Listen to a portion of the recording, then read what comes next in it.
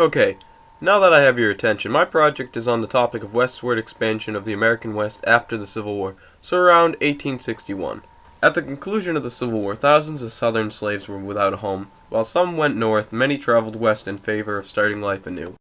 The recently freed slaves weren't the only group who traveled west. Many other groups such as the Germans, Irish, Italians, and Chinese also went west. The West represented a fresh start and opportunity for many.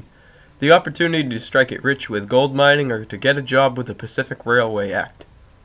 Not to mention that there were thousands of acres of land perfect for ranching or farming, with nobody inhabiting them. Well, except for the natives, but unfortunately for them, nobody really cared about the natives. Going west had its risks, as outlaws sought refuge in the West because of the lack of law enforcement during this time period. Not to mention all the awful things that could happen, like if you were to break a wagon axle, which would lead to little Timmy getting dysentery and your daughter being taken out by a stampede of oxen, while your wagon sinks trying to cross a river and you end up dying from a poisoned berry. Anyways, getting back to the natives in the West. Prior to the Civil War, the natives lived their life on their lands west of the Mississippi. However, after the war, when many people traveled west, they didn't respect the natives or their lands, as they took the land and hunted the buffalo as they wanted. The government eventually stepped in, and mind you that this was in the 1860s where America still actually had a government. Anyways, so what the government did was they created treaties with the natives that allowed the natives to live on reservations, but as you could probably guess, many of the settlers didn't care or respect these treaties, as they continued to steal land and kill off the buffaloes.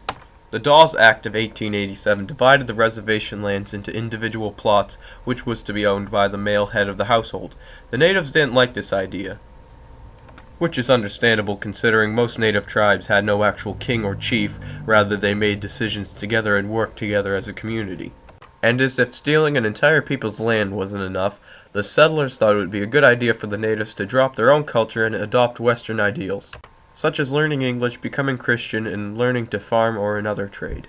Between 1887 and 1932, two-thirds of the reservation land was owned by settlers. Mining was very prevalent in the West, as many hoped that they would get lucky and strike gold. However, this happened only to a few, the few that were lucky enough to get there first. Personally, I'd rather open up a business near a mine shaft and sell mining supplies, as this was a much easier way to make money.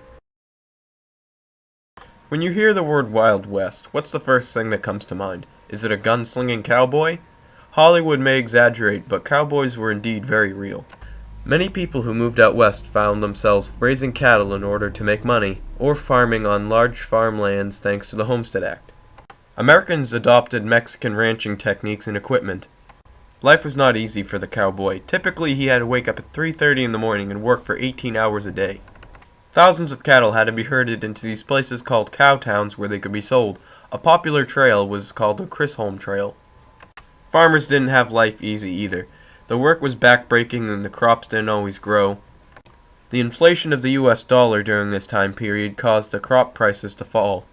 I personally wouldn't like to be a cowboy because the further back in time you go, the worse daily life becomes. Having to wake up 4 in the morning to take care of a bunch of barnyard animals, no internet or TV, even simple things such as transportation. It's called an automobile, folks. It's much faster than a horse. In the end, the time of American westward expansion was a time of great struggle, although beneficial, as in the end it would shape what our country is today. But yeah, not so much for the natives.